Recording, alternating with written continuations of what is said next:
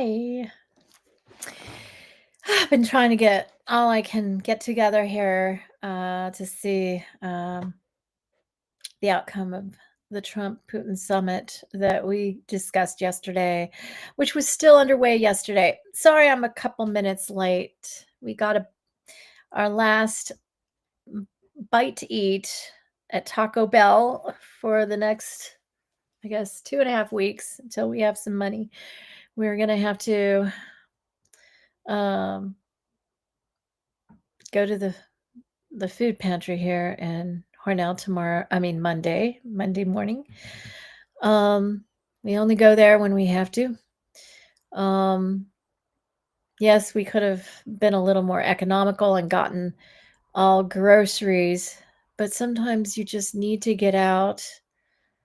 You just need to get out sometimes and eat food prepared by somebody else out of your, not when you're at, and not being at home all the time eating. Sometimes you just do, especially when you don't have a lot of money and you're just used to eating the same thing every day because you don't have money to prepare anything else. So we spent a little extra money eating out.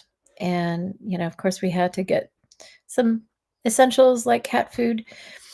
And I think the dogs are okay for 2.5 weeks until we have some more money.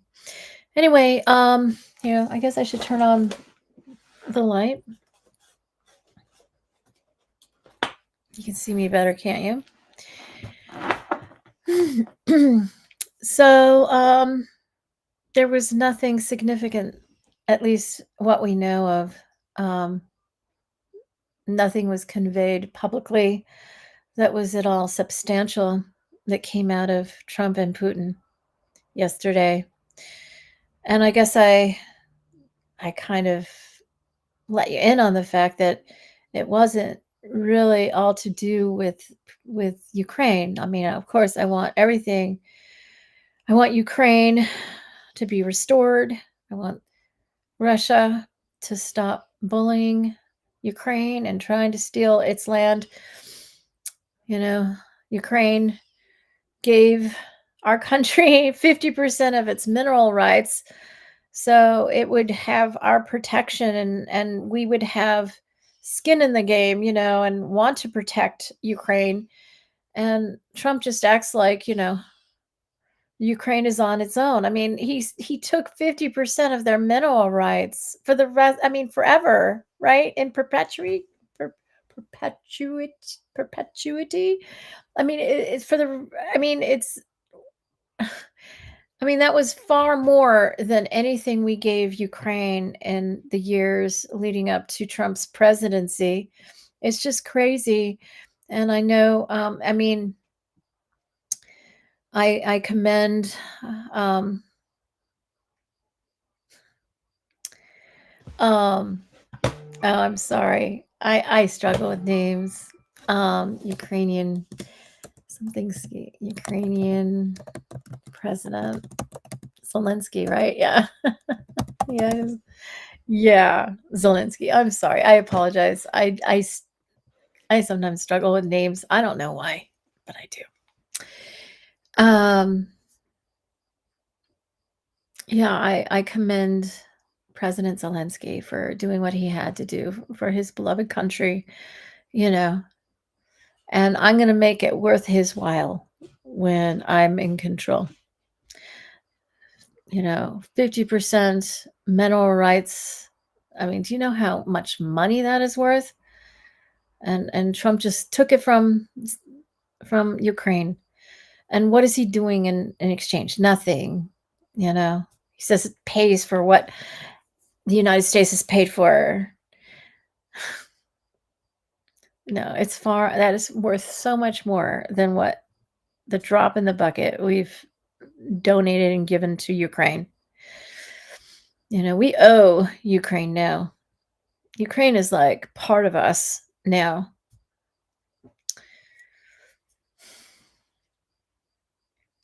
Yeah, I could have predicted this. I mean, I was saying yesterday that it all starts with a ceasefire. I mean, let's start with a ceasefire. I mean, that's the beginning, right, of peace. I mean, peace is not peace without a ceasefire. I mean, stop the killing, and then let's discuss Russia giving back what is Ukraine's. I mean, I know Putin is demonstrating in live time, in real time, what the United States is doing to Claire.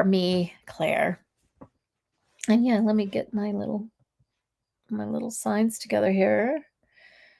Here we go. We'll show that, and let's show this.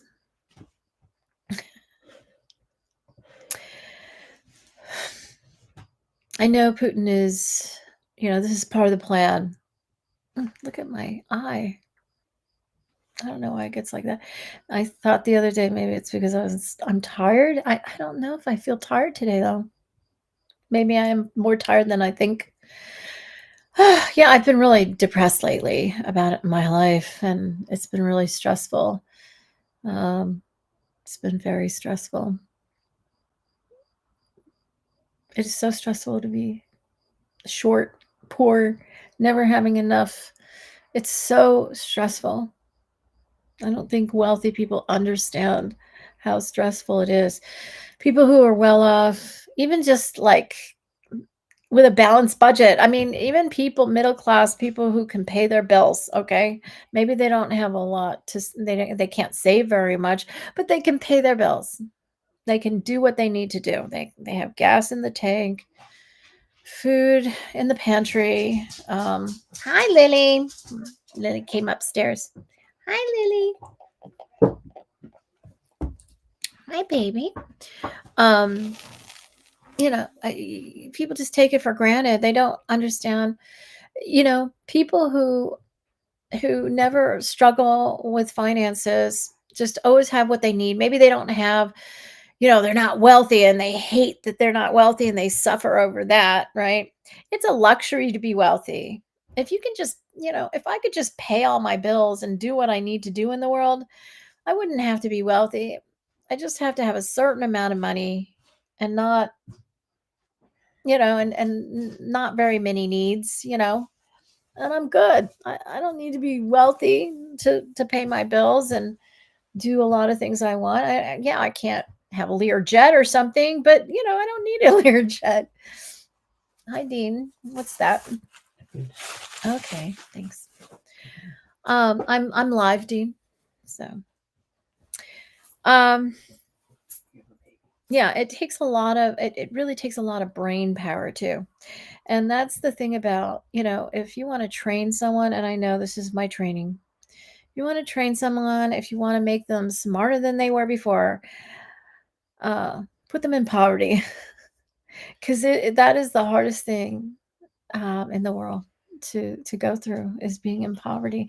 And I know people who've never experienced poverty in their life.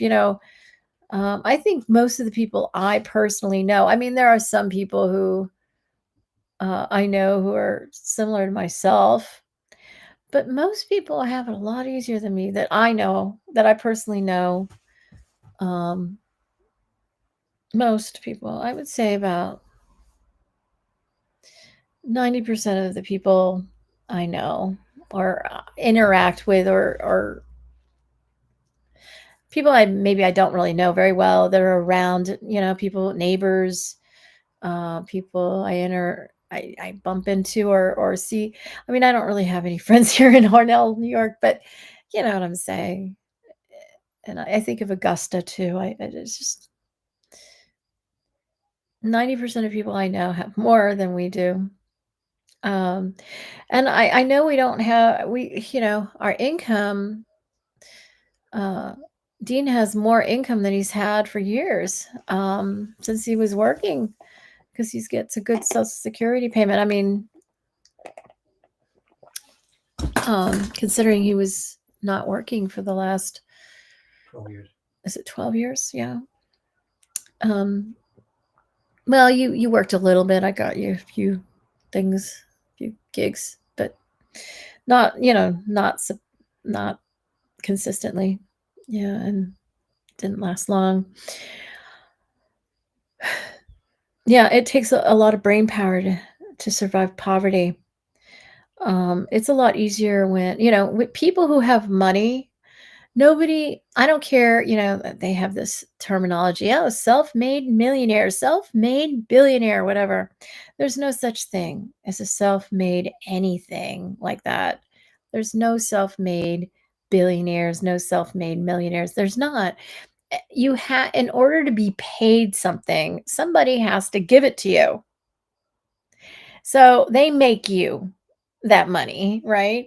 Somebody supports you.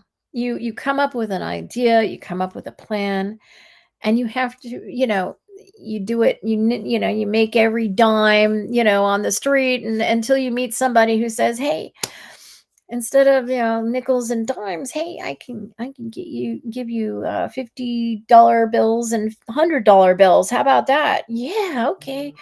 You connect with somebody like that and they get you customers, right? Or you some kind of network.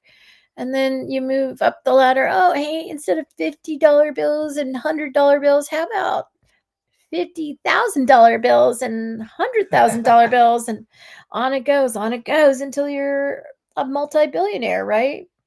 It takes other people. It takes connecting with other people. You don't make your own billions. I mean, you don't make anything without other people giving it to you. So that label is incorrect. Yeah, I mean, there are some people born into it, right? And daddy just hands them the trust fund and they just they're on the board of directors at daddy's bank, whatever, Yeah, I understand. There's that kind of wealth. And then there's the kind of wealth where your parents, were poor and you grew up poor and it made you extra ambitious to never live the life and suffer that again. It really, the people who rise up that way, they usually make the most money, because they don't want to ever live a life like that again. And I understand. I guess I didn't grow up poor. We had When my father went to Harvard Business School, that was the poorest we ever were. And yeah, we were living off the money my parents made from selling our house in Palo Alto, which is now worth a couple $1,000,000. Back then, it wasn't worth that much. The property values weren't that high. It was the 1960. Well, I guess by the time we left, it was 71. Yeah, the property values have gone through the roof in Palo Alto, California. But back then, I don't even know how much they sold it for, but back then it was high for back then too. I mean, it was always a very exclusive area to live, and that's why my parents wanted to live there so badly. And um we lived off the money they made from the house. I mean, didn't they have a mortgage? I think they did. I mean, of course they did. So must not have been like the whole value of the house. Right? Didn't they have a mortgage to pay off? We moved in when I was 2 and a half, just before my brother was born, and then we lived there till I was 5. That's 2 and a like, almost 6, so maybe a little more than 2.5 years. Wow. I mean, their mortgage would have been a lot longer than that. If I'm sure they had a mortgage. They didn't purchase it outright. No way. My father was always using loan products. He was a credit card junkie. No way. Yeah. So it wasn't that much money we were living on. I guess it was almost 3 years of mortgage payments that we were living on. Um, and my mother had to work teaching. She worked. She You don't make very much money teaching a cooking class once a week. No, she had to do that to make ends meet. I mean, that wouldn't have been very much money. That would have been pocket change. I mean, how much would you make doing something like that? Not very much, especially in those days. But then again, yeah, it's a different world in those days. Things were a lot cheaper. Everything was cheaper. Cost of living cheaper. Um, yeah, I look better today, don't I? I look a little more rested, a little calmer. Huh. I guess I don't know why. Maybe I just kind of worked out what I needed. I was really stressed about everything, and I was really upset and depressed about everything simultaneous to that. And then it all kind of resolved itself, and we're okay. We have to go to the food pantry on Monday, but we're okay.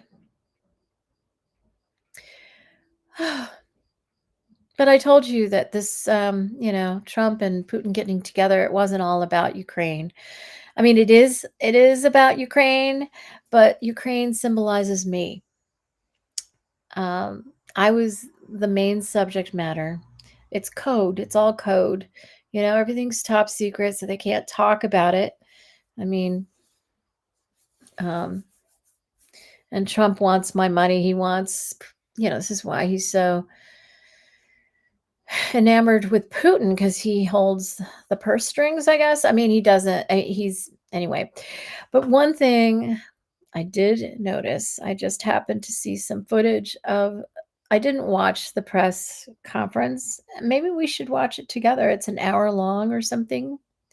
Maybe that would be a good thing to watch right now, because I thought it was very interesting. Something happened at the end that caught my attention. I mean, I caught the last second of it. I was watching somebody else's video commenting on it, on the summit and the press conference that followed, and they paused the video at the end. And so I didn't see the whole footage of this action that I saw at the end of Putin's remarks at the podium after he said, yeah, next time, let's have our talk in Moscow, whatever. See, now I say Moscow because of Moscow, Idaho. That's the way they pronounce it. Right, Moscow. I used to say Moscow, and then I, adjusted because that's how they say Moscow, Idaho.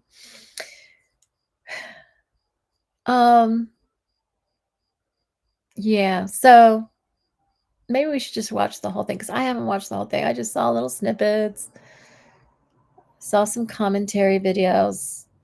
Let's watch the whole thing. I hope you don't mind. I think I might have some things to say as we watch it. Okay. I definitely have something at the end. Something very important to point out at the end, after he made those remarks about having their next talk in Moscow. Okay. All right. I've gone to a website. This is what I was doing when I was getting ready for you. Is this the one? Yes, it's the Wall Street Journal channel. And I'm going to share it.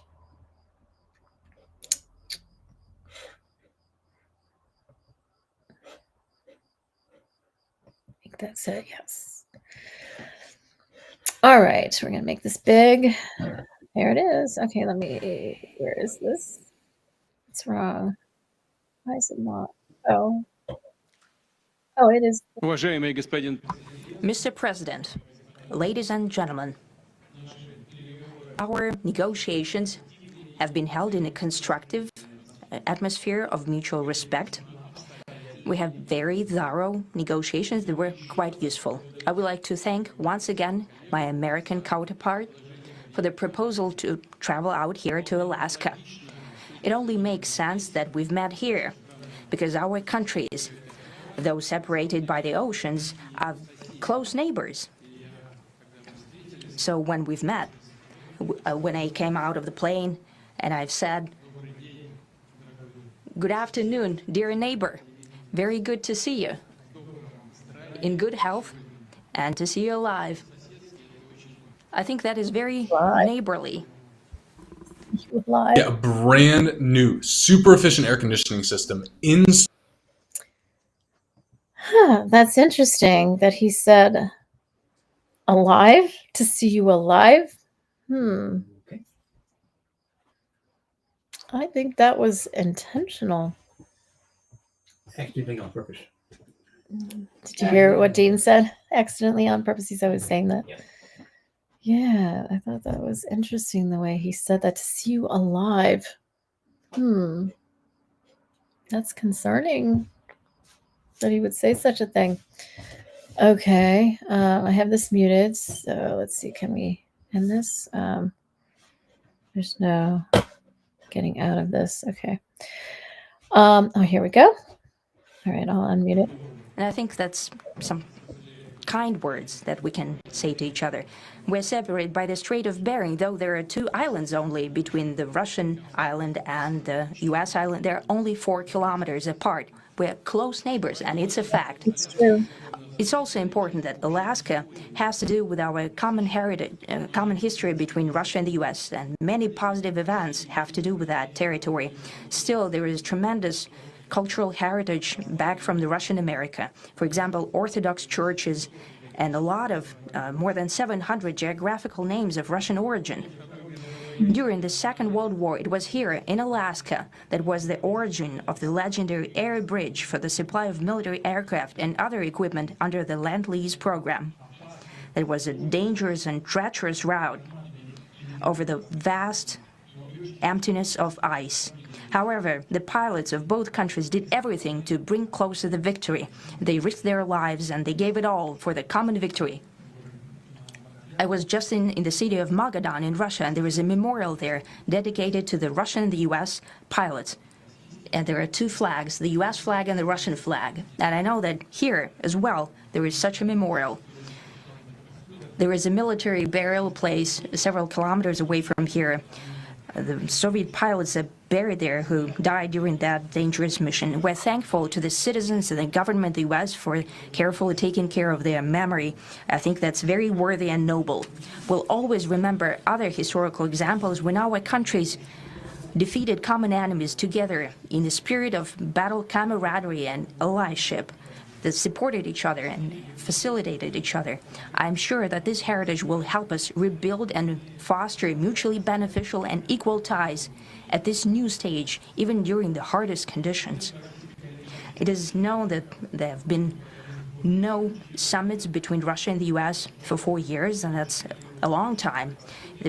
This time was very hard for bilateral relations, and let's be frank, they have fallen to the lowest point since the Cold War. I think that's not benefiting our countries and the world as a whole. It is apparent that... Just want to say something right here. Oh, I didn't realize I didn't make it big. I'm sorry. Yeah, the reason why, well, I think that it is worth studying a little bit, but the reason why it's the coldest since the Cold War right now is because of Putin's behavior. Why does he think it's okay to invade a neighboring country? He invaded it during Obama's term, right? I mean, was it Croatia that he invaded and took over during Obama's term, and then he started this war in 2022 when Biden was in office. And Trump thinks, and I guess Putin has confirmed this, that if Trump had been president, he wouldn't have ever done such a thing. Why? Because Trump gives him money or something, or gives him the respect and attention he wants, I guess. But the reason, Gorbachev was a wonderful president of, back, I guess they had become Russia again by then. He was instrumental in bringing that, ending the USSR and tearing down the wall in Germany, right? And President Ikeda, who was, who's another genetic father of mine, who was the other SGI president, of the Sokogai International, which I am also SGI president of, and I'm the only living SGI president at this point. He and Mikhail Gorbachev were very close, and President Ikeda had a lot to do with helping orchestrate, a new peace in Russia. And President Gorbachev was an amazing man. And then I guess there was some other guy, some drunk guy that took over, right, with white hair. Forget his name. And that's when everything went bad, right? It's too bad. Mikhail Gorbachev did such a, I mean, that's when the Cold War was over. We don't have that kind of relationship with Putin here now. If Putin wants things to warm up, I would think that I think that he should study. He was there. He was in government when Mikhail Gorbachev was the president. So study Mikhail Gorbachev. If you want to have a relationship with the United States that rivals that time period when things warmed up and were friendly, it was very exciting. Even at the beginning of Obama's term, I think that was when business was opening up. It was such an exciting time. And I don't know what happened. It's sad what happened. But it was Mikhail Gorbachev that was responsible for all that opened up between Russia and the United States of America. And if my genetic father, Vladimir Putin, would like warmer times like that, I think he needs to study the behavior of Mikhail Gorbachev, whose heart was with the people and wanted world peace, just like President Ikeda, my other genetic father, did. That's the key to warmth and friendliness and openness. That's the key. All right. Well,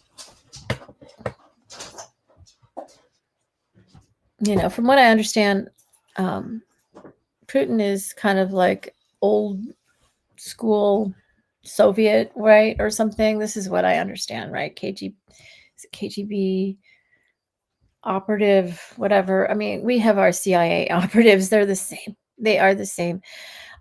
Maybe the KGB, is it KGBD? Maybe the KGB has a little more history, right? So they have longer traditions. They've been doing this a little longer, maybe. The CIA is based on my family. Our family always had a lot of secrets, and we were always very good at keeping them. And the CIA studied my grandmother, my mother. They studied me. They studied the men of our family as well, to see how we kept our secrets. And that's why CIA operatives can't fool me, because it's just like part of my family culture. I know you can't control me. You can't mind control was part of my family. No, it doesn't work on me, because I grew up in that. It doesn't work on me.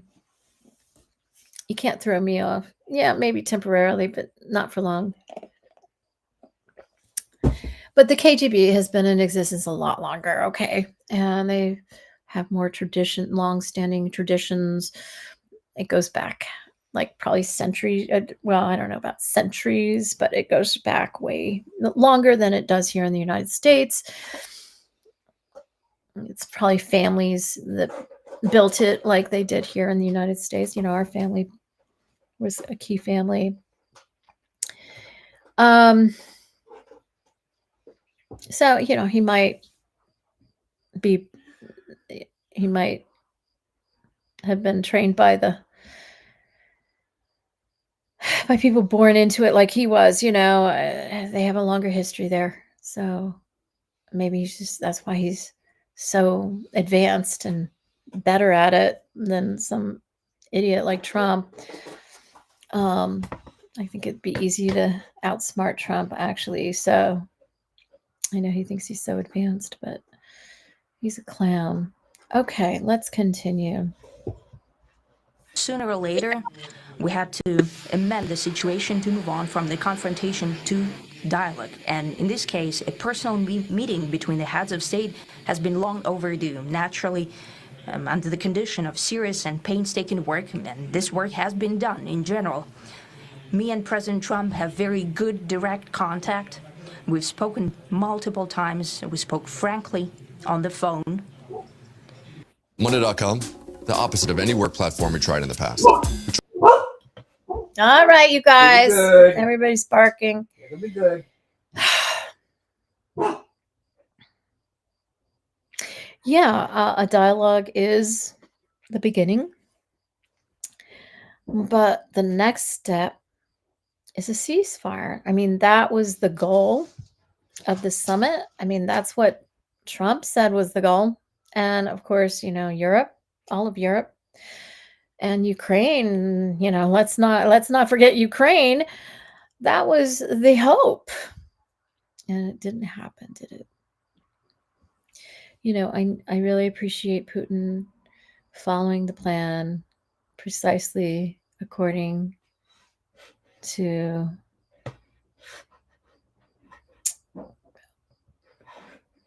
trying to do all this here. I appreciate that he's following the plan that I probably approved as a child. Okay.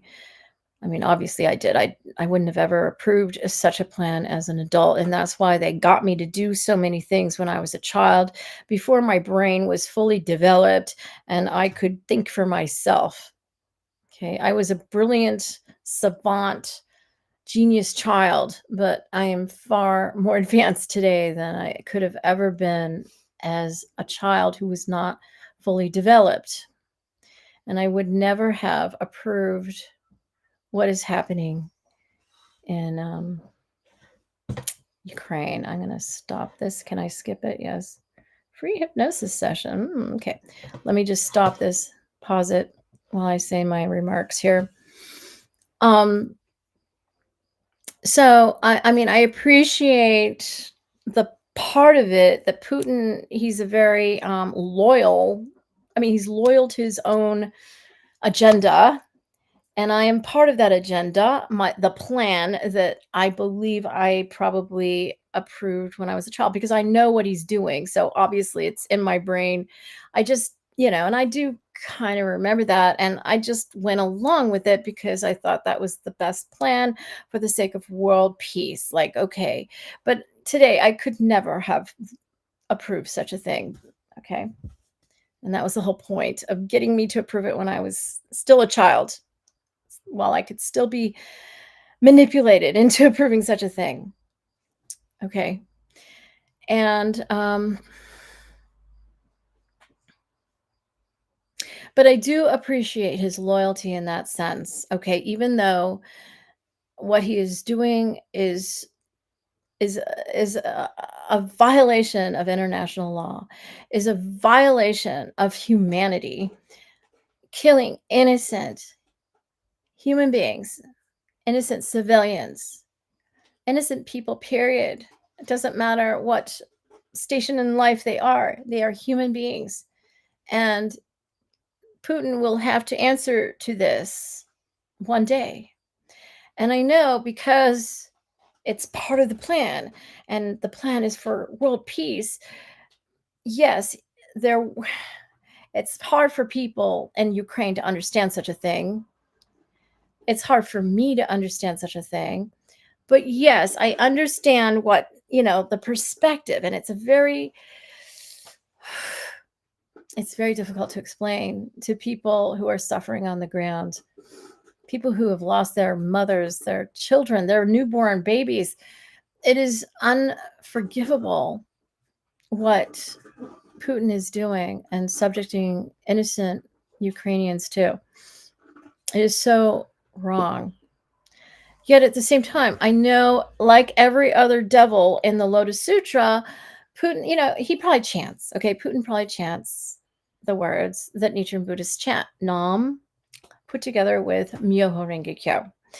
And so he's sure that he will be rewarded for following the plan for the sake of world peace. And yeah, the truth will be told, and he will be exposed as not as bad a guy as everybody took him to be in the end. But that doesn't excuse what he's doing to get there. The means does not justify, or the ends do not justify the means, right? It just doesn't. I don't care what anybody says. It doesn't. I don't care if the end is like, oh, this is for the sake, this is the shortcut to world peace. Yeah, Jose Toda, me in my past life, he would do anything. He wanted to do whatever he could to speed up Kozen Rufu ASAP. He didn't want humanity to wait even 1 minute longer for world peace, Kozen Rufu. And he was willing to do whatever it took. And I guess Putin is on that train. And unfortunately, for a huge goal, there is sacrifice, but I wish it wasn't innocent people who have done nothing wrong. And, if you want to sacrifice anybody, it should be yourself, or parts or things that are in your possession or under your control, not other people's lives, But this is reality. This is the reality we are facing in 2025.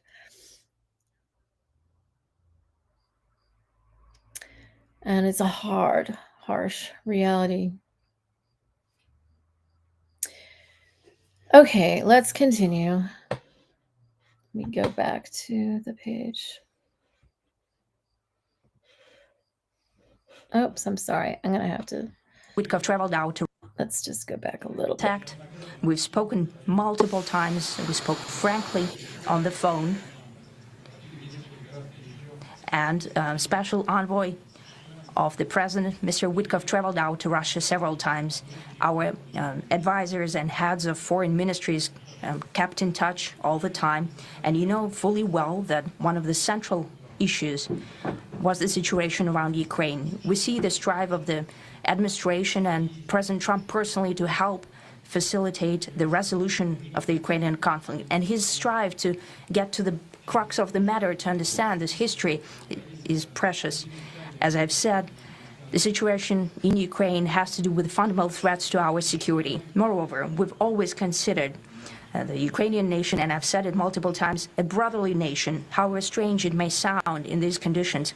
We have the same roots, and everything that's happening is a tragedy for us and terrible wound. Oh my goodness! A brotherly nation.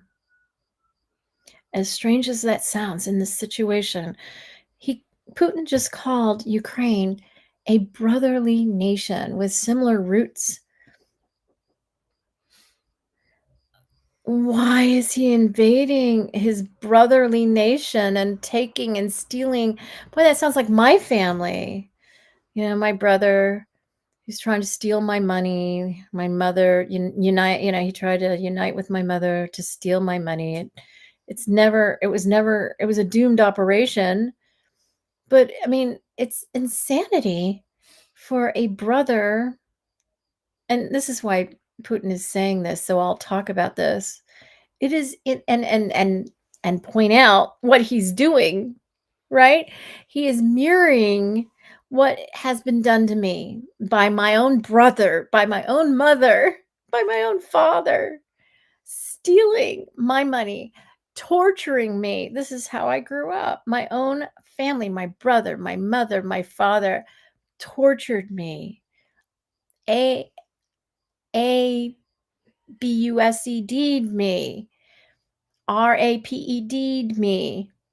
Tried to steal and they get payouts and they want me to be dead, so that they can get all, I don't know, they think they're going to get all the money if I'm not around.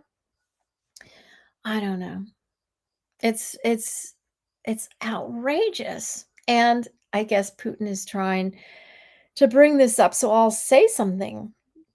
He's making these comments to get me to talk about how this is about me. I mean, I know it sounds, that's what narcissistic people think, right? Everything's about them.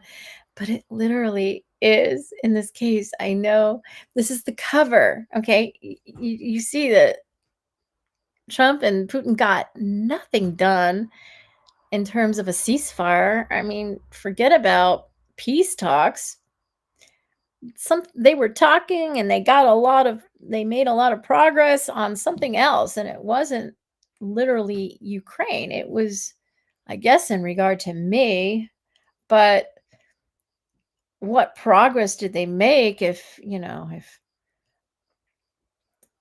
Trump is saying it was really great and it was a profound meeting? Profound. I've been trying to think, like, what he meant by profound. Like, why did he call their meeting profound? And they made, what did he say? He said they made, he said a lot of progress. I don't know how he put it, what exact words he said. It was very,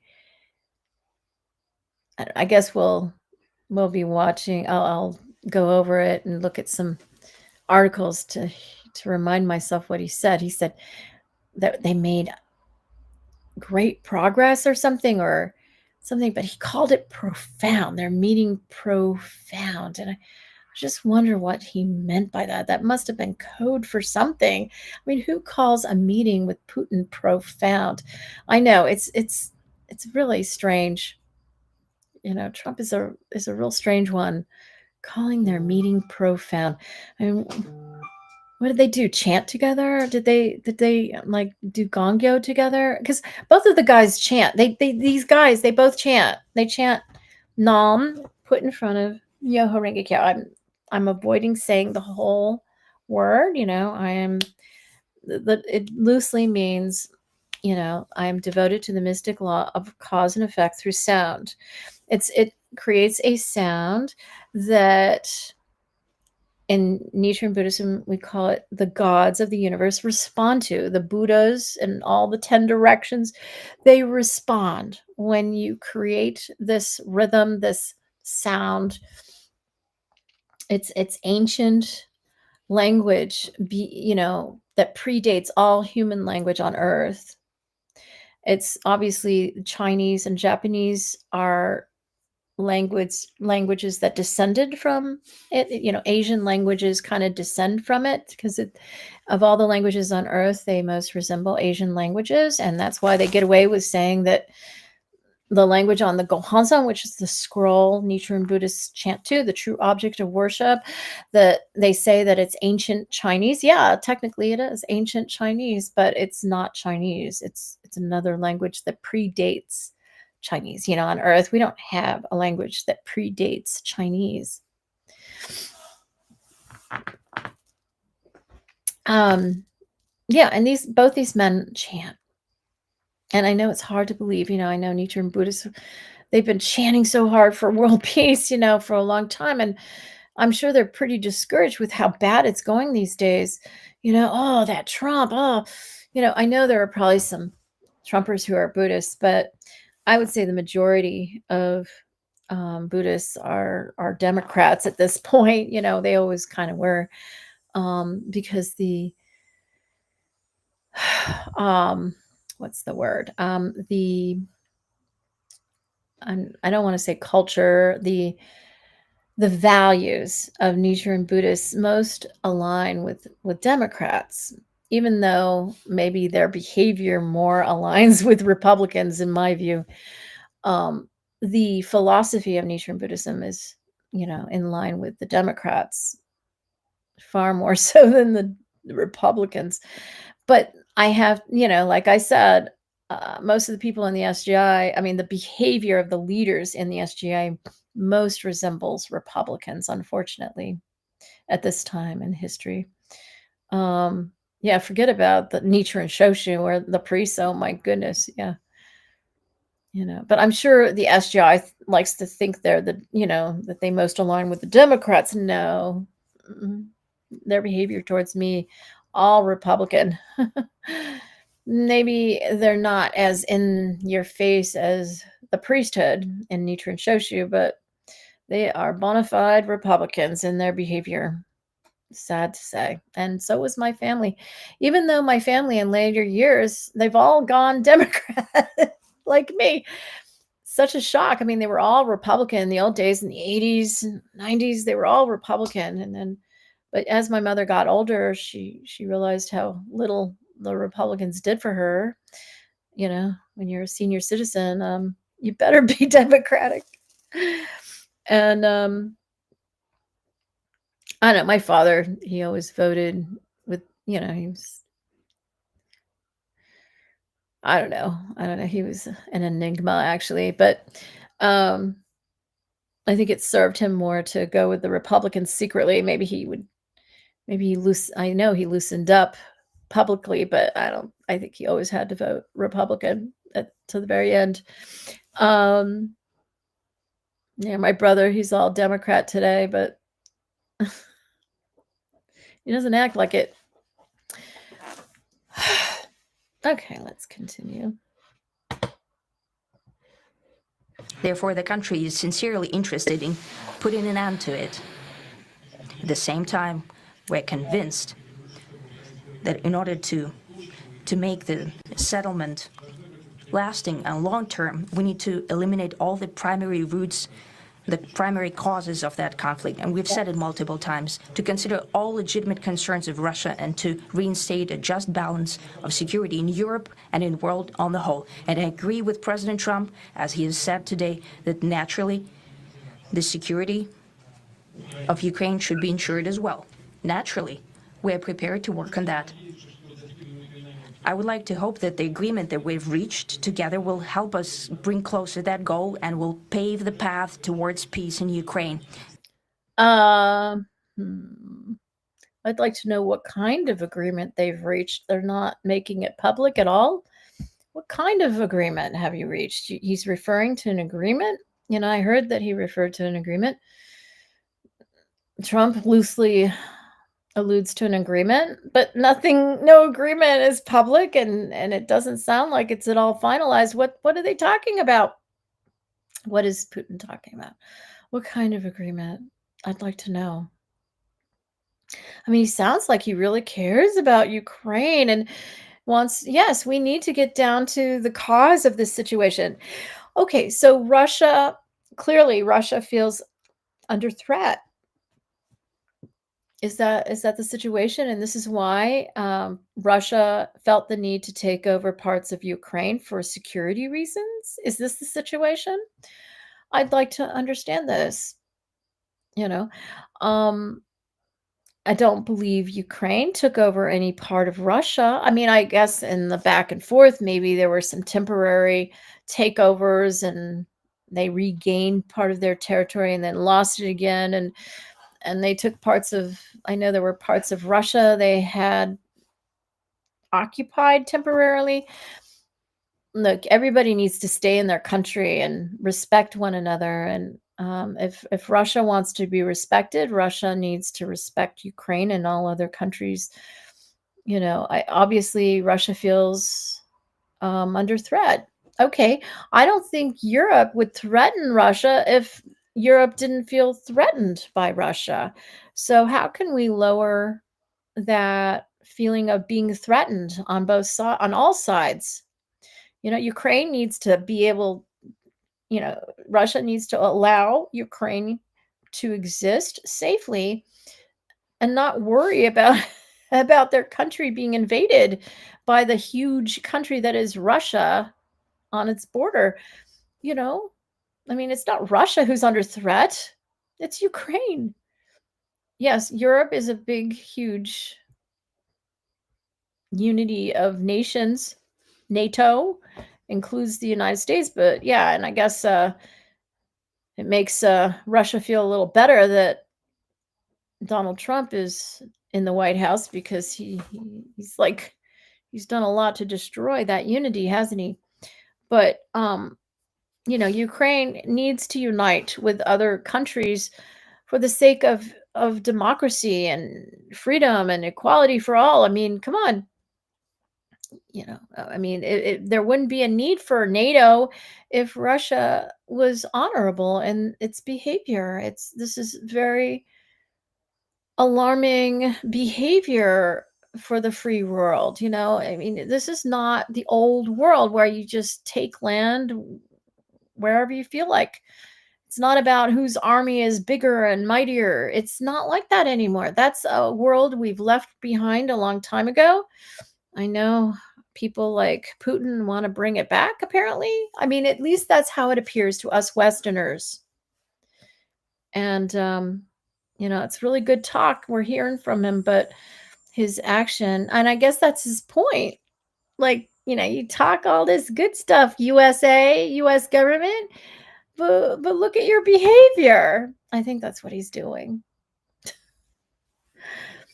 And I guess that's the operation here, to mirror, be a mirror, like a clear mirror, like the Guanzan is in Nichiren Buddhism. We chant to the true object of worship, which is the clear mirror for our enlightenment, right?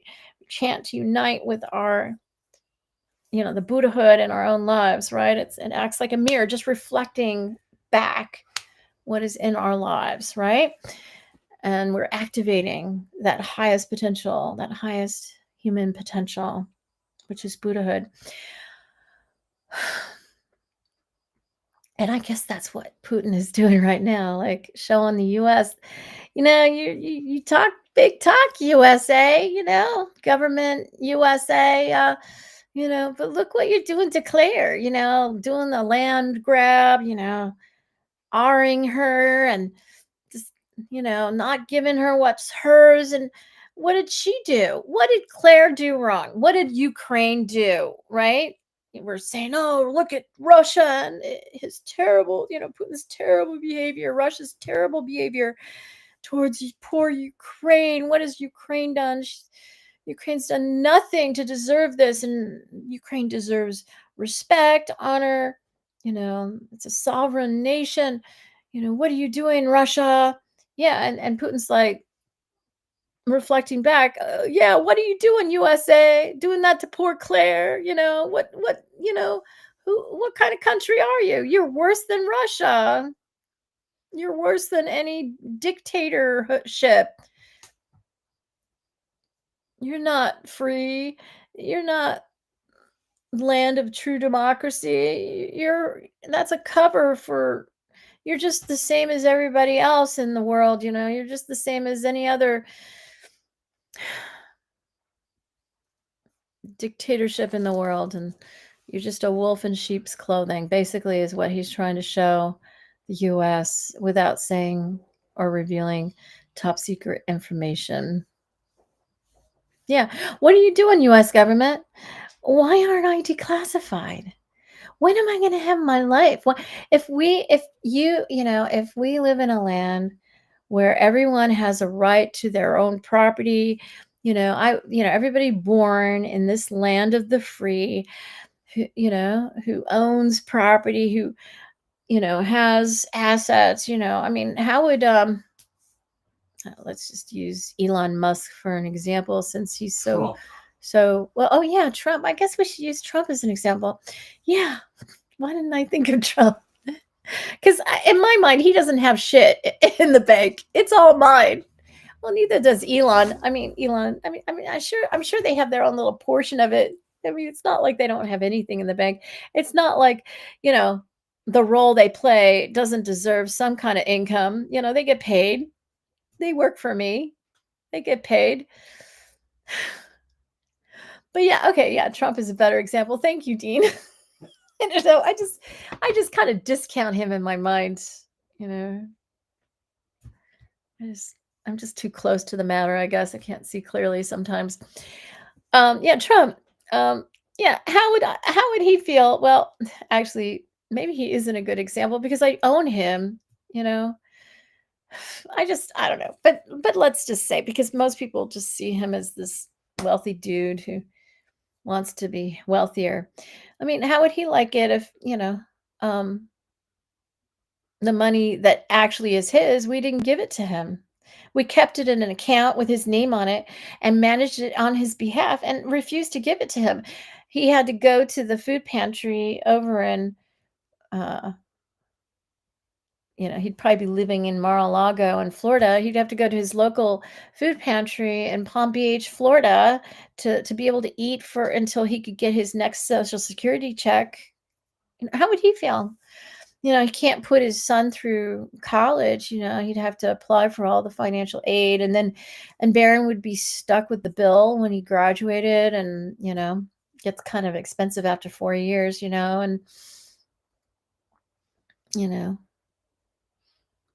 thank goodness they have a place for him to live for free of charge. He doesn't have to pay for, to live on campus, or he doesn't have to pay rent in an apartment somewhere in New York City. I mean, that would get really expensive. Okay. If you don't, I mean, how would he feel if he didn't have access to all that is actually his? It's not much of what he parades around, most of that's mine, but he's just my front man. I call Elon Musk my poster boy, and Trump is my front man, puppet, clown. Yeah, how would they all feel? Everything he wants credit for, we give it to somebody else. He wants the Nobel Prize. We're going to give it to somebody else. He did all the work for the Nobel Prize. Okay, let's give it to somebody else. Let's give it to Elon Musk. Oh, you want this? Okay, let's give it to somebody else, and they can take credit for that. Okay, we'll give this money to somebody else. We're not going to give it to you. It's your money, but we're going to give it to somebody else.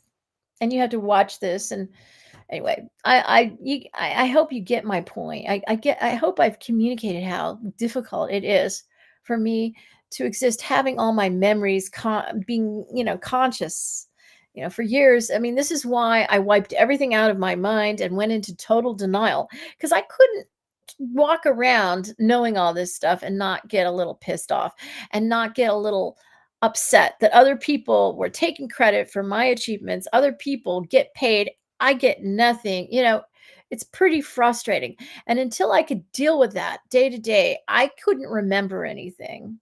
If you can understand that's how I coped. Because until I got to a certain level of healing, maybe I couldn't handle that. I don't think many people could, not being allowed to have what's theirs and knowing it's over there in that account, and going to the bank and the bank claiming it doesn't exist. But because you planned it, it's there. It's been confirmed over the years, it's there. But everybody else walks in the bank and they get a piece of it. Everybody else, they get a piece of it, and they get a big piece too. Yeah. Millions of dollars, like $8 million, maybe.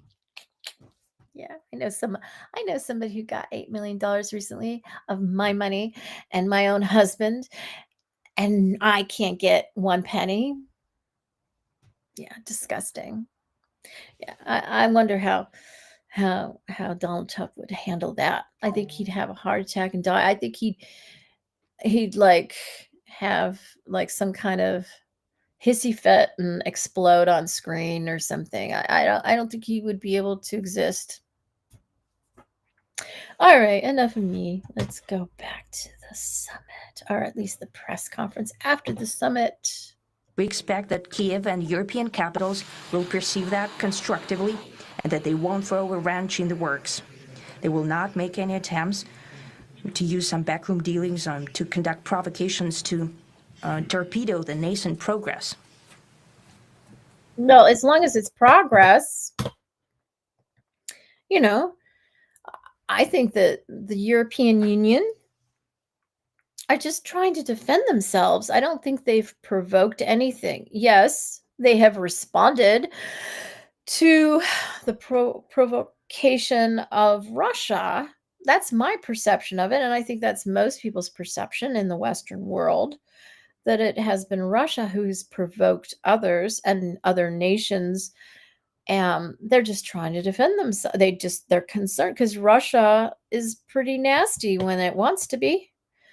And Europe does not provoke things. They want peace, they want order, and they're just doing whatever they need to protect peace and order in their countries. They're representing the people in their countries. They want a good life. They want to continue their good life. They don't want another world war on their hands. They learned I mean, World War II was right there at their door, and they don't want to ever repeat that again. You understand that. They're a little sensitive about that. In a way, maybe America is not, because we didn't go through it that way. It was over there. It wasn't right at our front door. So, yeah, no one wants to throw a monkey wrench in anything if it'll mean, progress for everybody. But, Ukraine should not be expected to give any of its land away.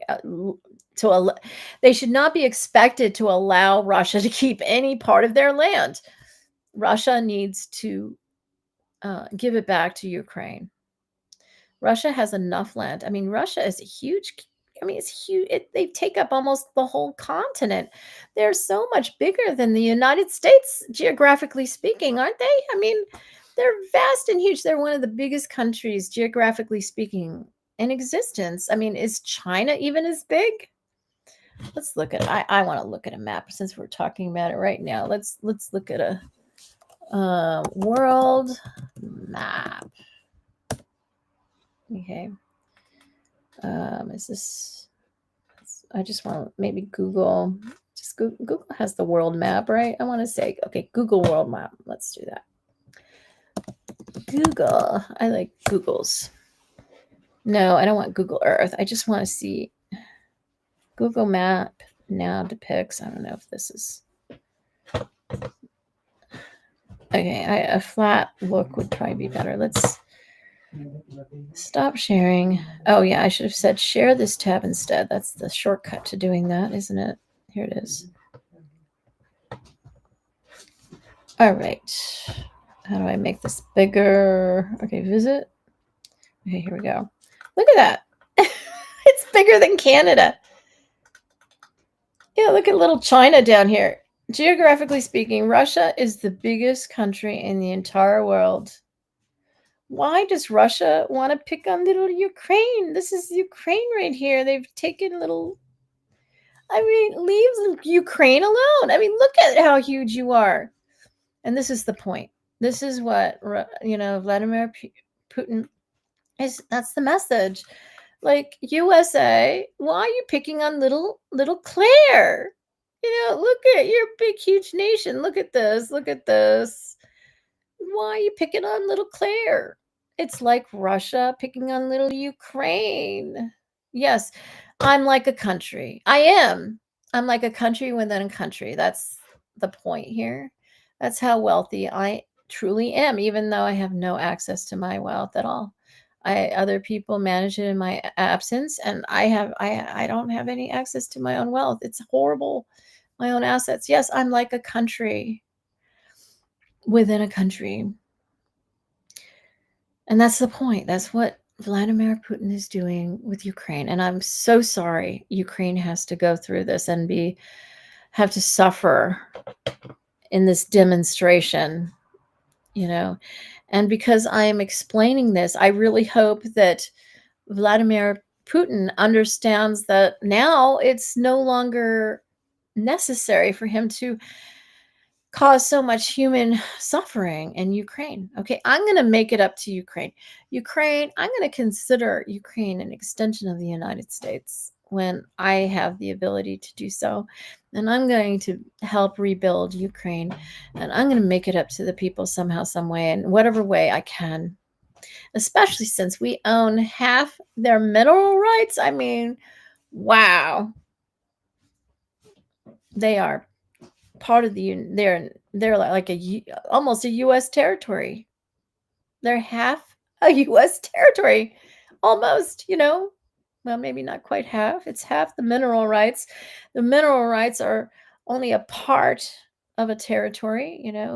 It's the people, the land, the real estate, other all goods, services, everything. Yeah, involved in a U.S. territory, right? But it's a big chunk of change. It's like on the way to a U.S. territory, when the United States owns 50% of all their mineral rights. And they have a lot of very valuable minerals. So they deserve our honor, support, nothing less. Okay. All right. Let's see. Let me go to the right tab here. Where do I want to go? Right here. Okay, so share this tab instead. This is the shortcut. Okay, let me just double check that went through. Yes, it did. All right. Let's continue. Incidentally, when the new administration came to power, bilateral trade started to grow. It's still very symbolic. Still, we have a growth of 20%. As I've said, we have a lot of dimensions for joint work. It is clear that the U.S. and Russian investment and business cooperation has tremendous potential. Russia and the U.S. can offer each other so much in trade, digital, high-tech, and in space exploration. We see that Arctic cooperation is also very possible, and our international context, for example, between the Far East of Russia and the West Coast of the U.S. Overall, it's very important for our countries to turn the page, to go back to cooperation. It is symbolic that not far away from here, at the border between Russia and the U.S., there was a so-called international date line. This mouse backpack is the best I've ever used. Yeah, I would love to return back to a time period of cooperation that Mikhail Gorbachev brought into existence. That would be wonderful. But Putin has not done that. I mean, he's not. I mean, I'm glad to hear him talking like this, and I really want him to back up his actions with his words. I don't want him to keep mimicking the United States. The United States is a fraud, isn't it? Yeah, the U.S. government's a fraud. They say one thing, but they act another. They say it's a free country, but look at the way they treat Claire.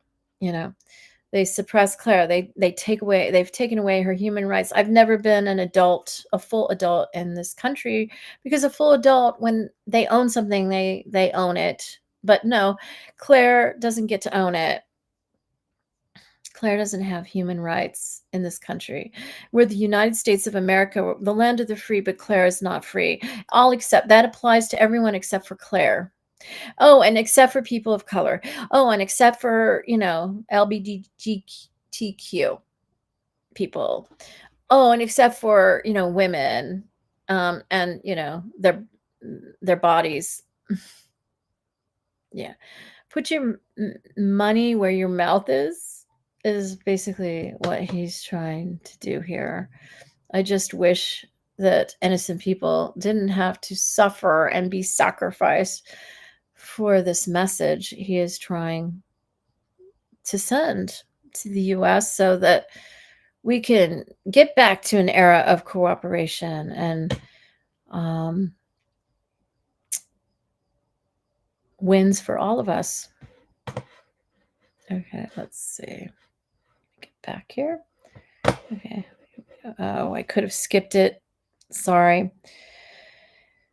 All right, come on. Okay, here we go. All right. You can step over literally. Let me just go back. I think you can step over literally from yesterday into tomorrow.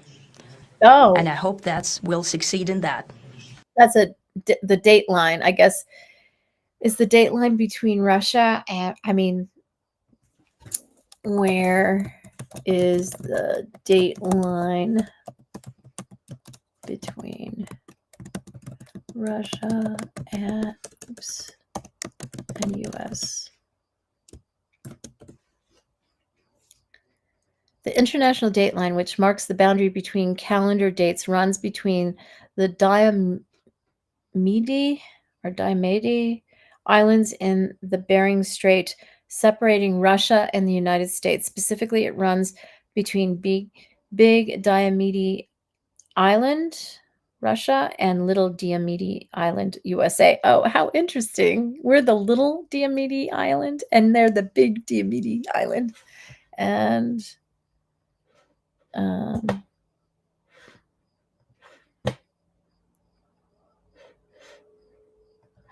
this is what he's talking about here. Wow. So these are the Diomede Islands. So Russia got the big one and we got the baby one. This is, I guess, Alaska. And of course, this is Russia. And yeah, it's not that far. You could probably swim across there. Okay. I'm just trying to find where I was. Where was I? Here's there. No. Here. Here. Where were we?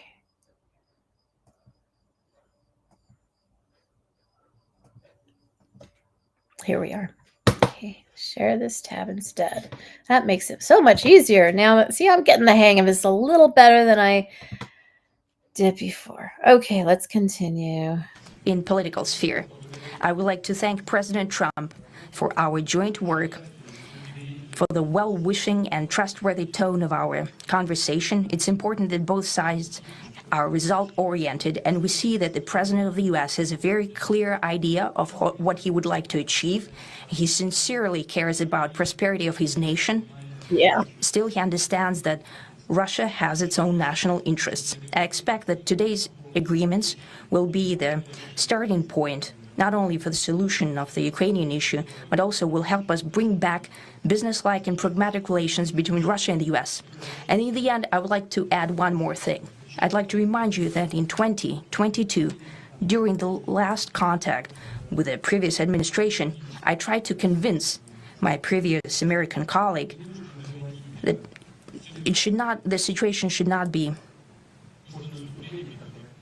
brought to the point of no return when it would come to hostilities. And I said it quite directly back then that it's a big mistake. Today, when President Trump saying that if he was the president back then, there will be no war. And I'm quite sure that it would indeed be so. I can confirm that. I think that overall, me and President Trump have built a very good business-like and trustworthy contact. Okay.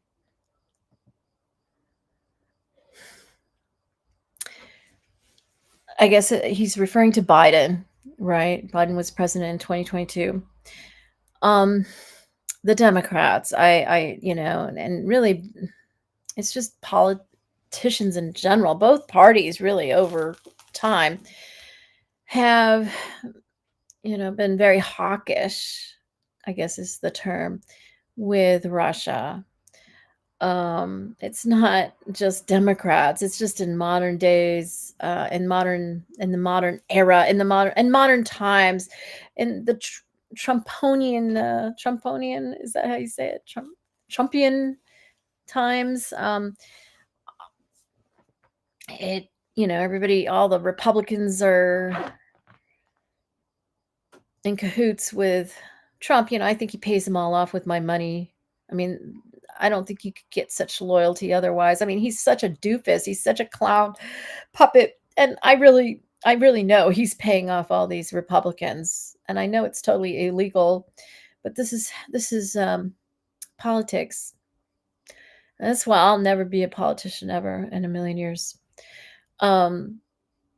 He's paying them all off, and they're all loyal because they want the free money, free paychecks, free checks for free, like MTV, right? Checks for free. That's what they want. And they get checks for free from Claire. Claire pays them checks for free, but I don't pay them. Okay. I approved this when I was a child. I was not an adult. And when I was asked to renew that at age 18, I didn't understand what the hell I was approving. I was not, and yeah, I was not properly informed. I was not, it was like a scam. It was the CIA scam to get, to satisfy the legal requirement at minimum, the minimum legal requirement to keep committing the fraud they're committing against me. Can't even believe that's any kind of scam or crime could be condoned by the U.S. government. It's only because so many people in our government benefit from the scam that it's allowed to continue. What do I want to say? Um,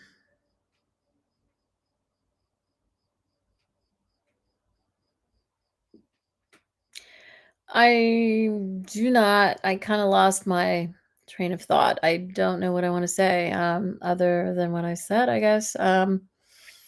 He's talking about how they've made a lot of progress. I know he doesn't want the European Union to put any monkey wrenches in and stop the progress. He was talking about his Trump's predecessor. He's talking about Biden and how, yeah, okay, this is what I want to say. I've always been disappointed that Democrats, in particular in recent times, because Trump is so far this way, wanting to be all chummy with Putin, they've gone so far the opposite way. And it's been disappointing to not see presidents want to reach out to the dictators of the world. It has been disappointing to me because dialogue is what bridges gaps. Dialogue is what heals wounds. Dialogue is what cures misunderstanding. And there's a lot of misunderstanding between us and Putin, Russia. And, and I know the Europeans, they've kind of followed that pattern as well because they don't know what to do. And I guess he's so harsh, they feel like they have to be harsh back, but somebody's got to break the ice and solve the problem. And, Daisaku Ikeda was such a master of dialogue. He was such a great example for the world. I wish more of the world knew about his works, and hopefully through me, they will find out. I mean, that's what it takes. You got to just put all differences aside and get together and talk about it. And then, maybe we wouldn't have so many wars, maybe instead of going to war, we should just sit in a room and talk till we work it out. I think it was Jimmy Carter that did that, and he achieved what a lot of people didn't think was possible, right? That's what it takes. That's what true leadership is. And forget the politics. Forget what the party's telling you. I mean, this is the problem with politicians. They got to answer to the base. They got to, oh, I'll look bad if I do this. Oh, I got to look strong. And it's not about that. Put all that crap aside and just let's get to the bottom of this and let's solve the problem we have together. It's not about politics. That's why it's so stupid that it's politicians who are the leaders of countries. It's so stupid because all you get is a criminal in office. I mean, I'm not saying that that's the case in all nations. I'm just saying that politics lends itself well to criminal activity. Okay, it's the way politics is structured. It's like a bunch of mob bosses. Okay, I'll do this for you if you do this for me. Okay, I won't cut Jimmy's legs off if you pay me, this amount, this $1 million. Okay, all right, Jimmy's legs are safe. Okay, I won't. I'm just trying to think of some mafia names. I won't X amount if you give me some some kickbacks on this. I don't know. I'm trying to be all like a mafia boss. I don't know how to do that. But see, Trump, he's like Dean, don't plug it in. Don't do it. Dean, stop it. Don't plug it in. It's not necessary. You're going to blow the fuse again. Don't do it. Stop it. Okay. Don't do it. Okay. Okay. So, it just, I mean, it's like a bunch of, I mean, really, I think politics I guess that's where the mafia came from. Mafia is always involved in politics, isn't it? I don't know. It just seems like that's all it breeds. It breeds, there's so many, I don't know. It just breeds a lot of crimes. It just people cheat. They do under the cover, like under the table deals. Just like Putin and Trump are doing. We don't know what happened in that room. We don't know. And that's not what it's about. It's not about deals. It's not about money. It's about people, human beings. It has nothing to do with money. But yes, people benefit from, business deals. They do. But it's about the people. Don't forget that. Trump's all about the money, money, money. Oh, screw you. Oh, you're a loser. Oh, he doesn't care about people. He just cares about money. It's about the people. And those are the kind of people. That's the kind of person that needs to lead a country. Somebody who cares about the people and not money, money, money. Money, money, money. Oh, money, money, money. That's all Trump's about. And, people lose. As we can see, people really lose. All right, let's continue. Where is this? And I have every reason to believe that moving down this path, we can come, and the sooner the better, to the end of the conflict in Ukraine. Thank you. I hope Thank so. you. Well, thank you very much, Mr. President. That was very profound. And I will say that I believe we had a very productive meeting. There were many, many points that we agreed on, most of them, I would say, a couple of big ones that we haven't quite gotten there, but we've made some headway. So there's no deal until there's a deal. I will call up NATO in a little while. I will call up the various people that I think are appropriate, and I'll, of course, call up President Zelensky and tell him about today's meeting. It's ultimately up to them. They're going to have to agree with what Right. Marco and Steve and some of the... Hey, it's Adam with Vanish. Okay, let me just mute that. No, it's up to Ukraine. Marco, all those. What a disappointment Marco Rubio is. Not that I ever liked him. He was like too robotic for me. Always too robotic, but just a joke now. Yeah, it's up to Ukraine. Ukraine is the central player here. They have been, they're the star. Not either one of you. Putin's not the star. Trump is not the star. Ukraine. President Zelensky is. So, I don't know what this summit is about. Why wasn't Zelensky included? I always wonder that. It's not about Putin. It's not about Trump. It's about Ukraine. Not the United States, not Russia. Ukraine. Why is Russia so eager to take what belongs to Ukraine? Boy, Ukraine. And then Trump, he wanted 50% of the mineral rights. Boy, oh boy. Everybody wants a piece of Ukraine. Ukraine must be really amazing. And it is. It is. Okay, let's continue. Well, I can't continue quite yet. Oh, I can skip this. Here we go. Okay. Wait.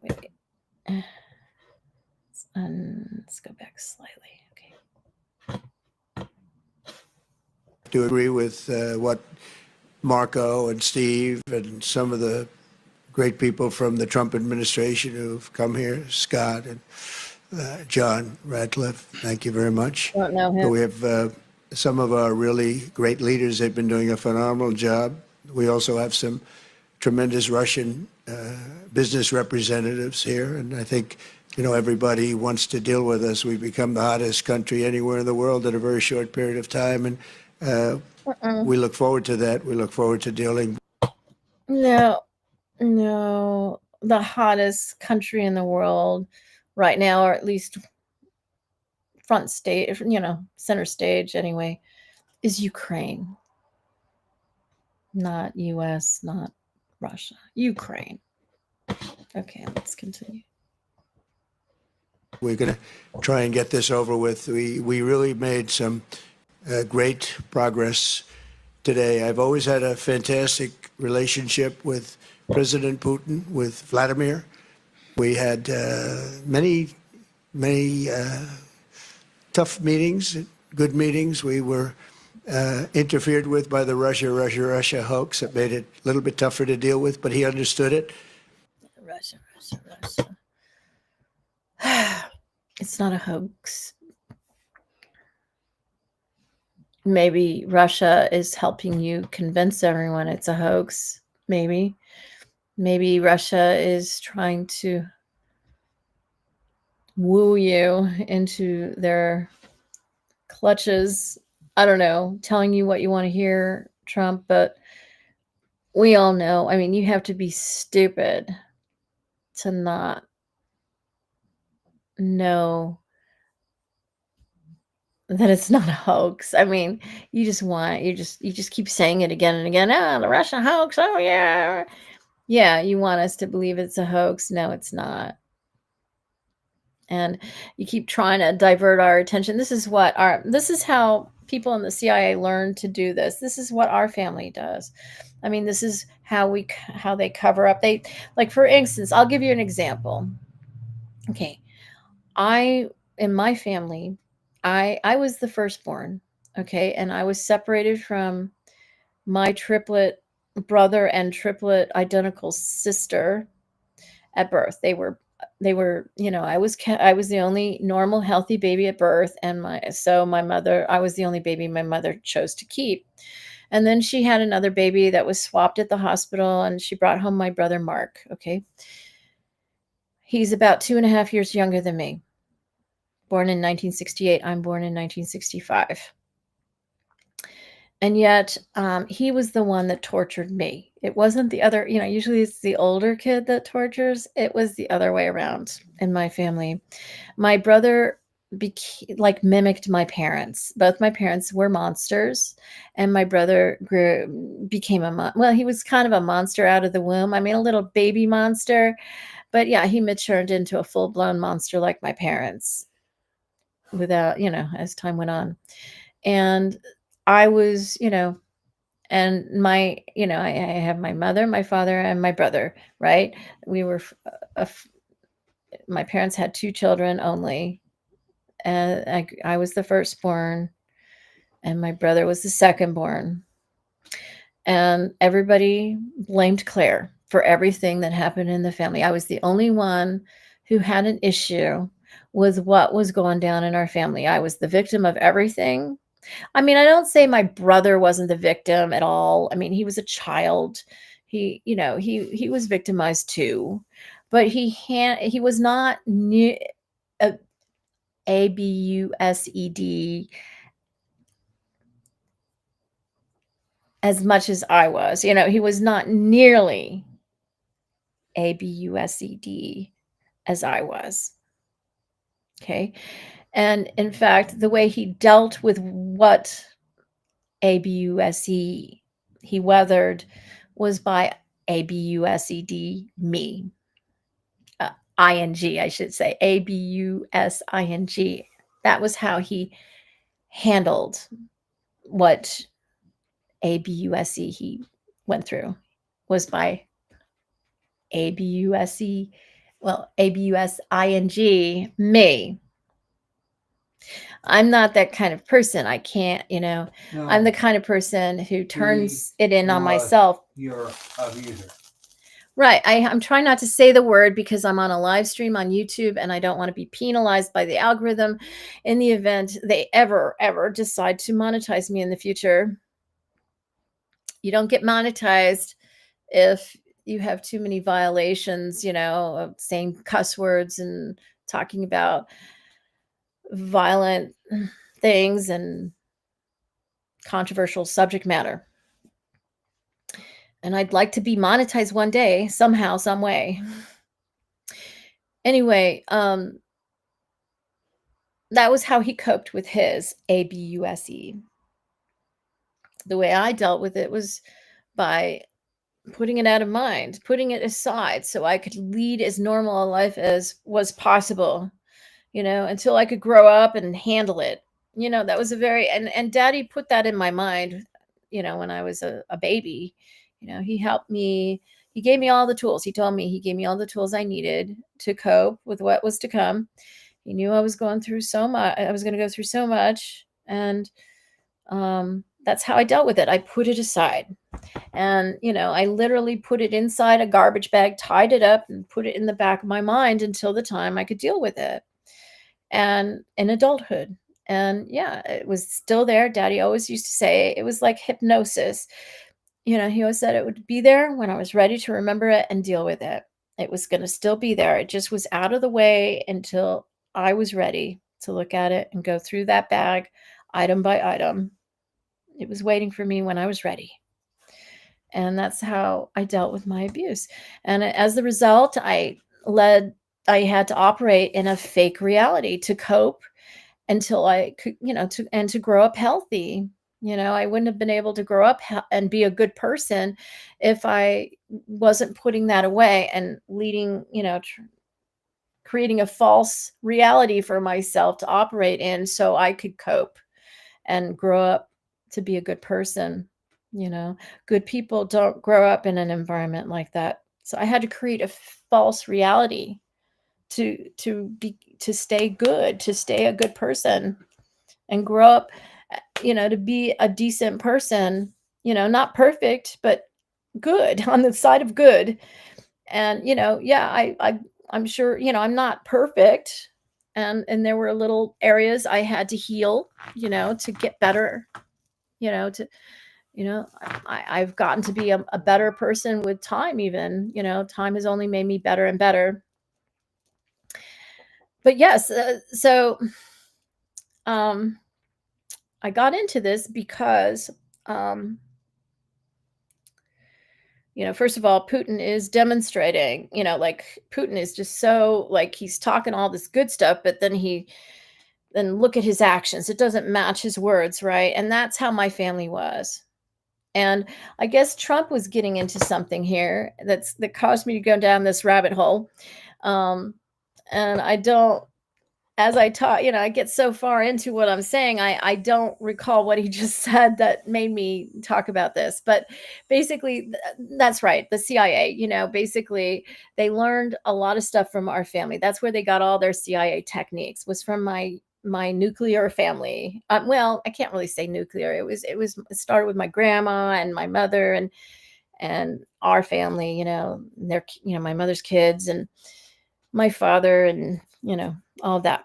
And it was, we learned this was the way we coped. I had to create a false reality to operate and stay sane, in this insane environment I grew up in. But, my brother didn't do that, and he became corrupted like, my parents were, and he became a very different person than me. He studied me too. As he grew up, he learned to put on a facade of being like I was very, as a kid, I got a lot of attention. I was very, I don't know, I had a certain charisma or whatever, charm, whatever you want to call it. And my brother studied how I got attention, and he saw how I got bad attention, and he made sure he did the opposite of that to get good attention. And then he saw he kind of developed. He was not a very charismatic kid, and then all of a sudden, like, he reached adolescence and he became more charismatic. I was a very charismatic kid. And I was always charismatic, I guess, because I was always stimulated with adults and things and interactions. And I mean, not all good either, very bad, most of it, but it had a good effect on me. So I guess daddy kind of planned that somehow. I don't know how it worked that way. My brother didn't get stimulated that way, and it took a while, but he studied me, and a lot of the way he got attention as he matured into adulthood was he gets attention. I don't know. He has this thing that reminds me of myself. And that's when he and I got closer. I saw more of myself in him suddenly. And he wasn't this little brat running around like a kid anymore. He actually had conversations and interacted with me. Little did I know he was like, using that to abuse me, distracting me from what he was doing. And I won't get into specifics.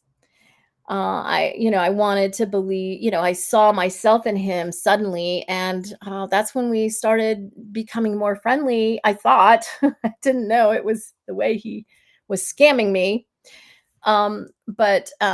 Yeah, he developed this charismatic self later. And yeah, he's got like lots of friends and everything. I don't have any friends, but he has he learned to not do what I do and do the things that worked for me. He cherry picked, like, okay, he really wanted the attention I had. It was really hard being my younger brother, apparently, because I hogged all the attention. So he was really intent. He was so determined to take all the good stuff I was modeling, all the good stuff I was, all the good attention, that I received. He had to do the same thing to get good attention. And then he saw all the stuff I did to get bad attention, and he did the reverse. And, I don't know if I've explained it very well. I'm amazed by it, actually. I'm very amazed. It's very interesting. But I'm going into all of this because, we had a culture in our family, and it's become, by extension, it's become the CIA culture. And people in the CIA probably don't understand why nothing works on me, all their little techniques, because they come from our family. And it's like, oh, come on, I'm not 8 years old anymore. I'm not 5 years old anymore. This is old stuff. This is simple stuff. I'm sorry. This doesn't trick me. You can't control me. Sorry. These are control tactics from my parents, my brother, my grandma. It doesn't work on me. They're very good tactics, aren't they, though? So I guess that's what I wanted to get into was, the culture of my family gave birth to the culture of the CIA, because all of them were CIA operatives. My mother wasn't, but she was surrounded by operatives like me. Actually, I was a little CIA operative as a young kid, as a child, as a little baby, even.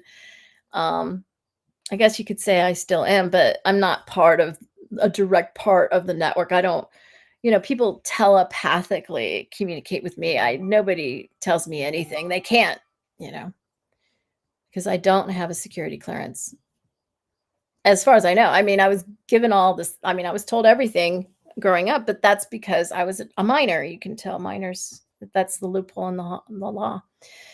But once you become an adult, you have to be in a state of trauma for people to tell you anything. And I was in a state of serious trauma most of my adulthood and childhood. Not the guy who got a pick and shovel. What are you saying? What are you saying? The pick? Oh, minor. Oh, minor. Yeah. Not the guy that has a pick and shovel. I know Dean likes these little cute jokes on words, right? All right, let's go back to the summit. It looks like it's almost done. And I want you to pay attention, get prepared for the end, because I noticed something really interesting at the end.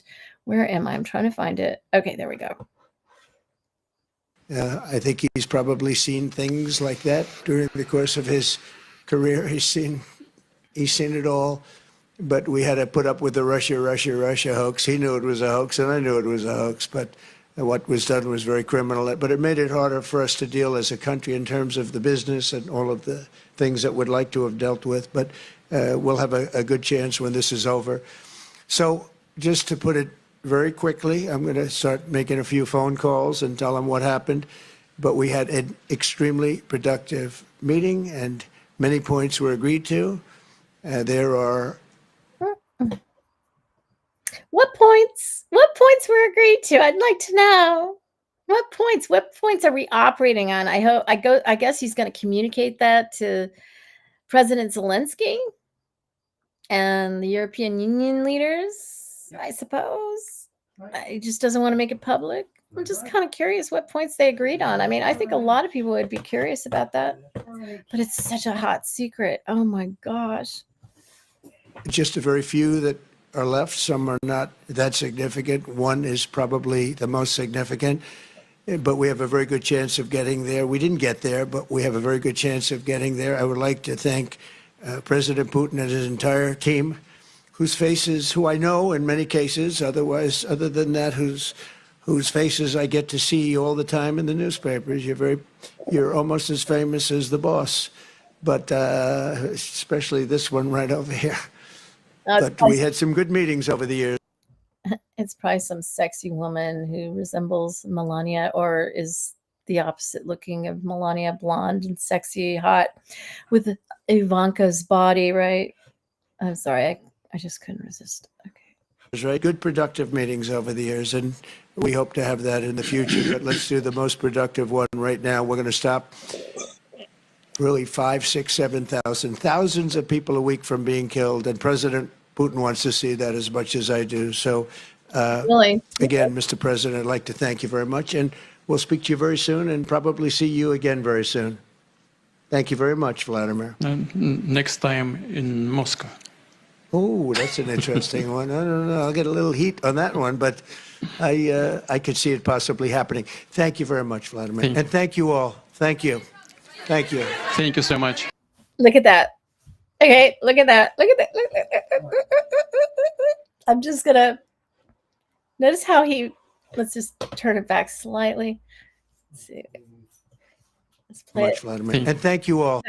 Look, he's Thank waiting. you. Thank you. Yeah. Thank you so much. Did you so much see?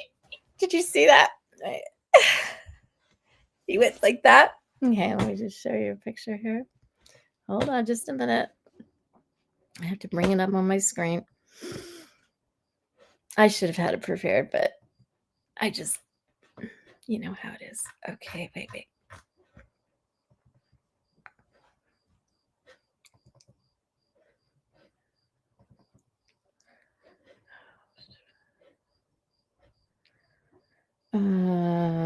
Here it is.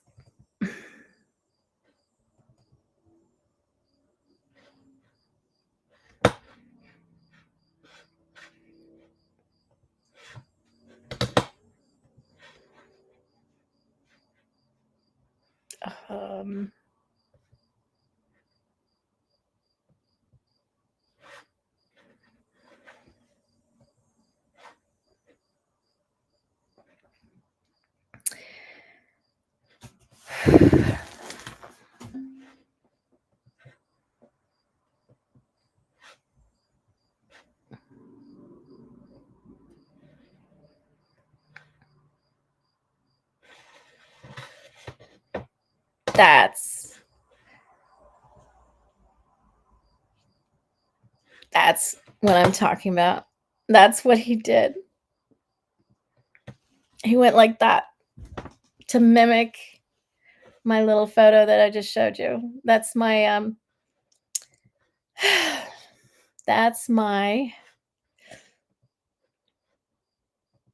thumbnail for these live streams, right? That's what he did. He went like that, just like that photo there. You know, that's the thing. When you're in the CIA, when you're in the KGB, that's the only way you can communicate. Little subtle little things like that communicate so much when you can't tell the truth. Hold on. I need a moment. I need a moment. Just give me a moment, okay?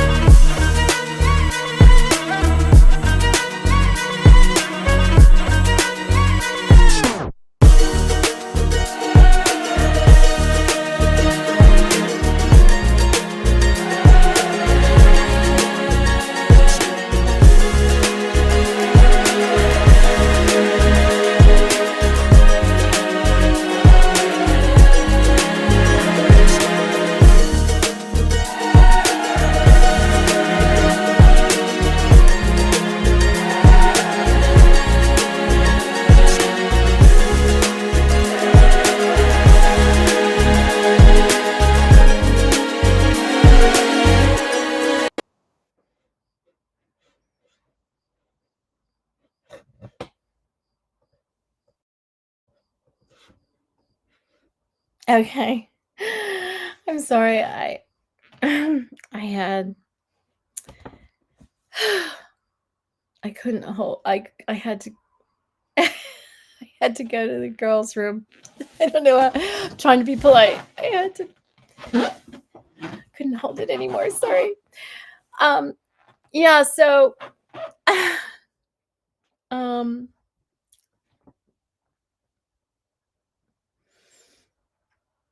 so everything I'm telling you, can you see what he's doing? He's confirming that. I'm not saying anything that Putin is doing is okay, and I'm asking him, I'm begging him to please stop. We got the message. Okay, you don't need to kill any more people or drop any more bombs. Nothing. Okay. All right. We will talk about him returning the land he has illegally taken from Ukraine, returning it back to Ukraine at the right time. But please, the ceasefire, let's do it now. Let's just stop the killing and stop the fighting. I know you don't want to give Trump credit. Trump is going to take credit. I wish there was a way to do this without Trump illegally taking my credit as usual. I just wish there was. I don't need credit. I just need you to stop killing people, okay?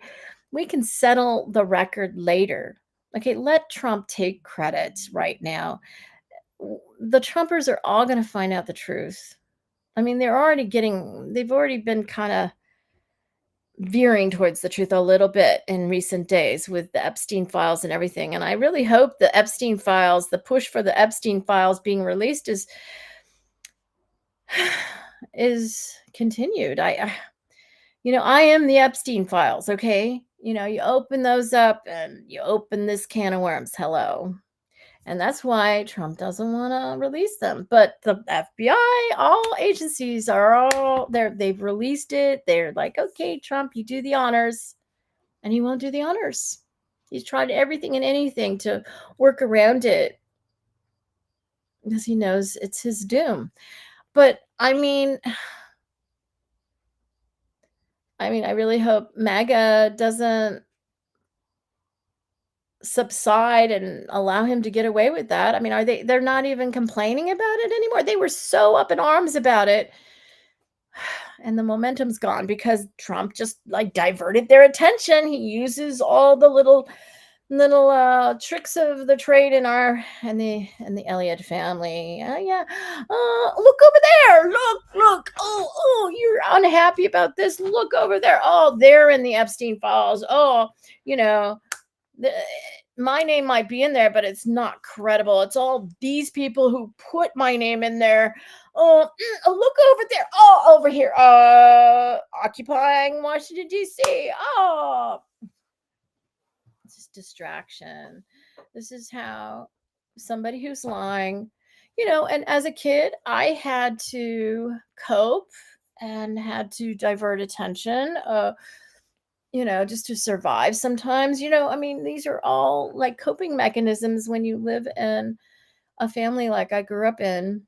And, unfortunately, the world is a reflection of that environment now. It has extended into the world at this point. I mean, I guess it was always in the world if it was in our family, right? It's just been kind of magnified at this point. So I guess the world is my family now, right? Is that the point? Is this what the point Vega's trying to make, by orchestrating this whole plan by Jose Toda? Yeah. The world is my family. Dean and I don't have children, but we have children, genetic children all around the world. Dean, I needed a Santa Claus because, I'm Santa Claus, but, I can't be Santa Claus. I'm a girl. So I needed yeah, I know, but I'm the real Santa, but I can't be Santa Claus because our culture needs it to be a man with a beard. Dean doesn't have that belly, but I sure do. I mean, I got to get rid of it. But Dean has his beard is not white yet. It's getting there though. It's hair on top, getting there. Not quite white though. Yeah. It's called from aggravation. No, it's genetic, Dean. I'm sure stress can trigger it earlier and more intensely. Yeah, maybe so. Well, stress hasn't had that effect on me. I mean, I hope that this continues. I'm almost 60 years old, and I've always had a gray hair here and there, but you don't really see it. It's not like when you see me in person, you don't really see. Do you see grays in my hair, Dean, No. at all? I see a gray once in a while. I do have a couple grays hidden in there, but it's nothing too extensive. Right. When you see me, you don't see the grays. And young people have gray hairs sometimes. Yeah. But no, and I'm really grateful for that. I'm very grateful. Even if I think gray hair is beautiful, I'm grateful that at least I have my youth, my physical youth, because so much has been stolen from me and taken from me. And, at least I have my physical youth at this point, and I hope I always have it. I know as I get older, it's going to shift a little bit, but I hope I always have an abundance of youth, physical youth, despite all obstacles and trauma. All right, let me see. Are we at the end? I think this is the end of the press conference following the summit, and I don't have it highlighted, so I have to find the actual page. It's this thing here. Yeah, it's almost at the end. Let's just see. But did you see? Let's just rewind this slightly. I'm gonna share the page with you one more time. Hold on. That's it, right? Yes. All right. So this is you notice how Putin is waiting for the precise time to do this with his fist, right? He almost does it, and then he holds back until it's the right moment, and then he does it like this, just like my thumbnail on these live streams. Okay. Happening. Thank you very much, Vladimir. Thank you. And thank you all. Thank you. Thank you. Thank you so much. Thank you so much. Very subtle, but it's there.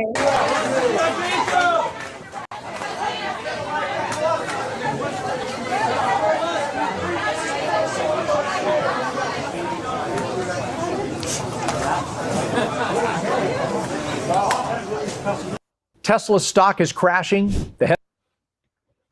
Tesla's stock is crashing. Yeah.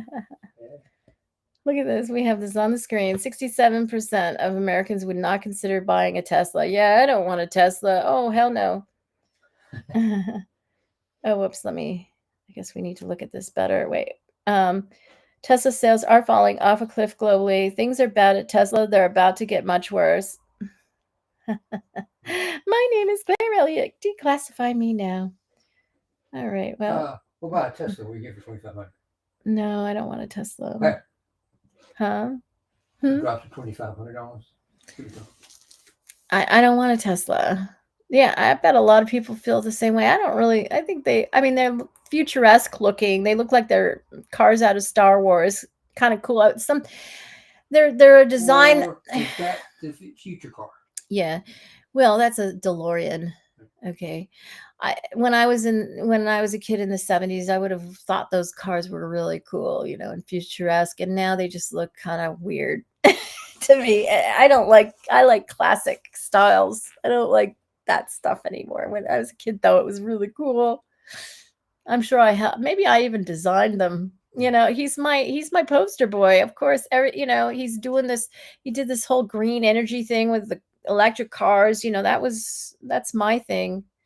That was our thing. And he's just the poster boy, but see, it's not really my style anymore. When I was a kid, I thought it was really cool. I saw a Tesla going down the street with all its angular, it looked really weird. It looked like something like the future in the 1970s. Like in the 1970s, you would have imagined that was the future. Right. Now it just looks ridiculous. It looks like it's a cartoon car or something. I know what you get. A 63 Corvette. No, I'm not a Corvette person either. Even though I very much enjoyed that sports car they like I rented a car to go down to North Carolina back in August of 2022.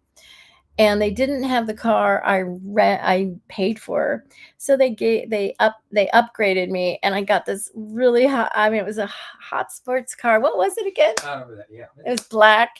What was the name of it?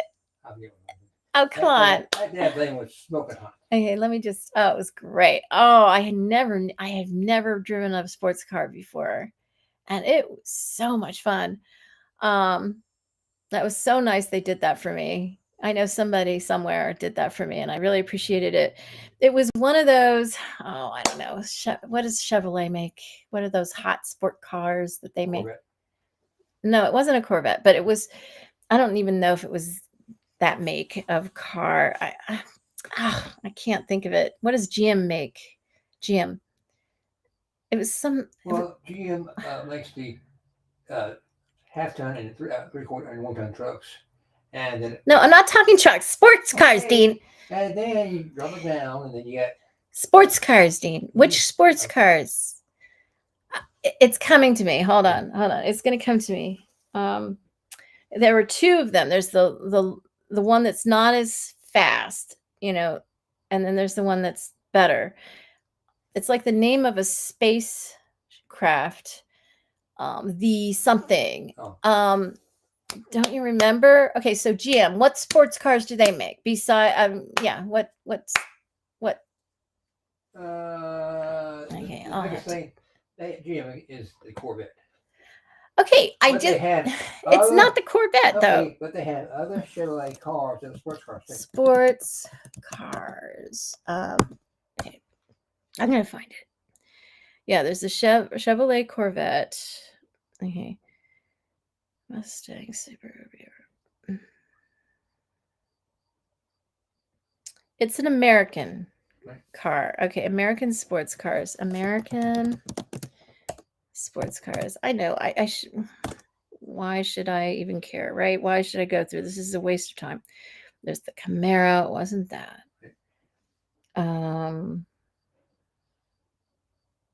Lotus Emira. I didn't even know that. What? Best sports cars. Damn. I'm trying to see what it is. There's Miata. No. Camaro. The something. What are the let's spacecraft. What are the names of spacecraft? Space shuttles. Yeah, it was like one of those names.